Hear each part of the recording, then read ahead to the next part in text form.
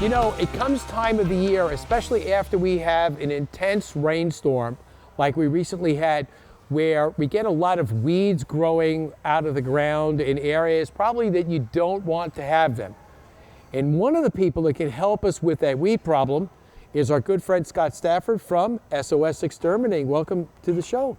Hey, Steve. Great to have you back on the panel. And, you know, who would have thunk pest control people doing weed control? Kimberly and I were talking about that just during the break. And, I would have never called a pest control company to take care of weeds in my backyard. We learn something new every day. Why don't you share a little bit of what SOS does for the weed control? Well, we have what's called a basic weed program. We would come out, put a pre-emergent down around the entire property of the house, you know, all the rock landscaped areas. We can treat grass areas as well to prevent weeds from growing in there. If it's an unhealthy grass, most healthy grasses will not have weeds in them. Once the pre-emergent's put down, we ask that the homeowner water it in, and then that will prevent any new growth for approximately 4 to 6 months. And it's important because it needs to be done, so basically twice a year. Correct. For all intents and purposes. Mm-hmm. I know because of our property up in North Phoenix, the very first year that we moved in, you know, we had a lot of gravel, landscaping, and no one bothered to tell me that we needed to put pre-emergent down to keep the weeds from growing through.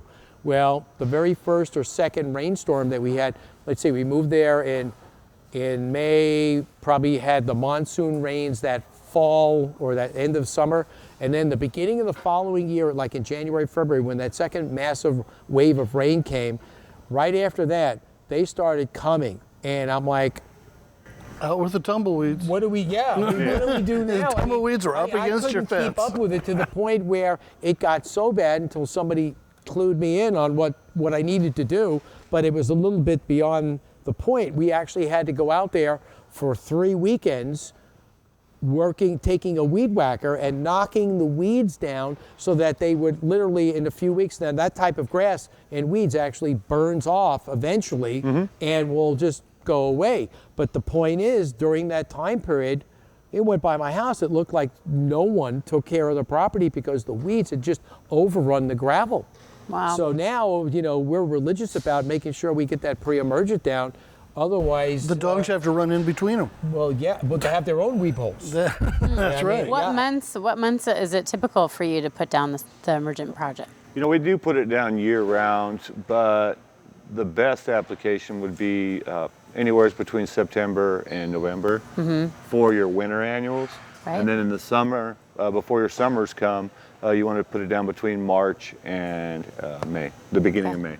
Once it gets too hot, you know, you really have to get it down quickly. You don't have a lot of weeds growing in the middle of the summertime. They've already started growing by that time. Sure. And I just noticed recently after that wave of rain we had last week where actually we had weeds started growing on some of the empty lots when you drive by. Yep. So you could tell they're germinating again. Yeah, and those are the winter annuals. They grow once, they flower, and they're done. They won't regenerate. And then there's biannual weeds.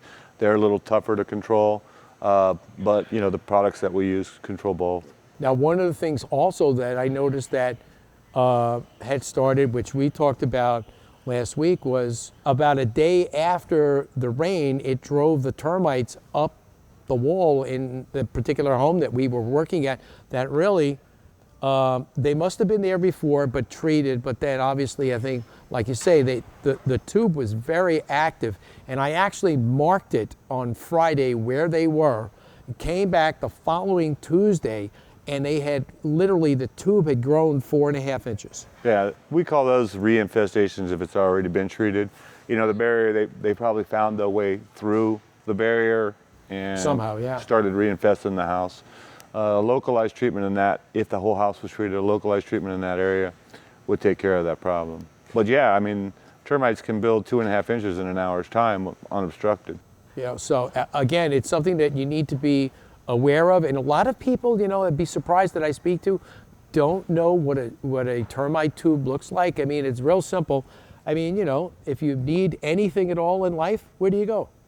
You go to the internet. You go That's find right. a picture. That's right. And just to be able to go find out, to be able to know what it looks like, or you could call Scott. And how could our viewers contact SOS? You can reach SOS at 480-497-1500 or on our website at sosexterminating.com. Okay, and you can also find SOS Exterminating right on our website online at imagehomeimprovement.show.com, or give us a call if you've got a termite infestation or weeds up to here. or weeds up to here that needs your help. Give us a call at 1-800-ASK-A-PRO. That's 1-800-275-2776. And they don't look like this.